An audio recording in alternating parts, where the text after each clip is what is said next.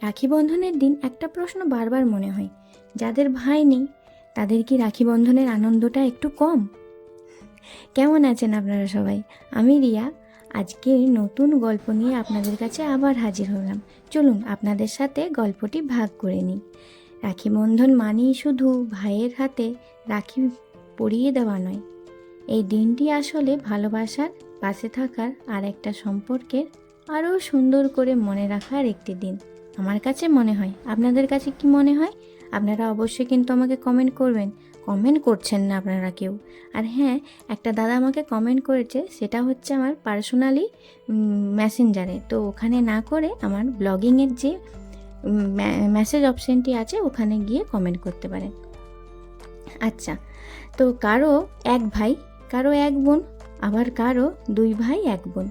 সারা বছর ঝগড়াটা, খুনসুটি, অভিমান, কিন্তু রাখির দিন বোন যখন ভাইয়ের হাতে রাখি পরায় তখন সেই ছোট সুতোর মধ্যে কত ভালোবাসাই না লুকিয়ে থাকে বলুন।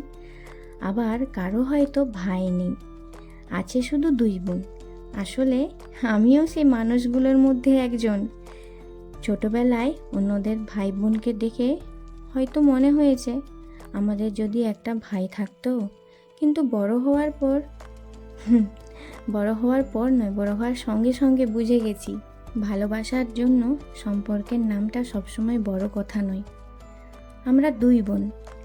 আমার থেকে আমার বোনের বয়স 6 বছরের ছোট।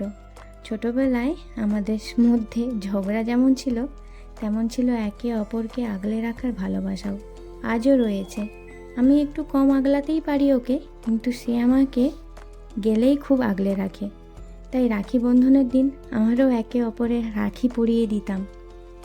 আচ্ছা, আপনার জীবনে যদি এমন একজন বোন থাকে যে আপনার সুখে হাসে, দুঃখে কাঁদে, আপনার কষ্টে পাশে থাকে, তাহলে তার হাতেও আজ ভালোবাসার একটা রাখি পরিয়ে দিন, বেঁধে দিয়ে আসুন তার হাতে।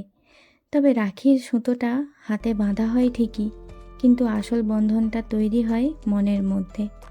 আজ আমি কিন্তু আমার বোনের কাছে যেতে পারবো না, কিন্তু ওকে এই ফোনের মাধ্যমেই জানাই শুভ রাখি বন্ধন।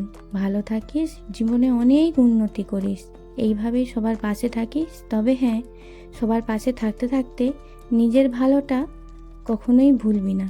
আগে নিজের ভালোটাকে দেখবি, তারপর অন্যের ভালো করতে যাবি, না হলে জীবনে প্রচুর বিপদ পড়তে হবে। না, আজকে তবে এখানেই শেষ।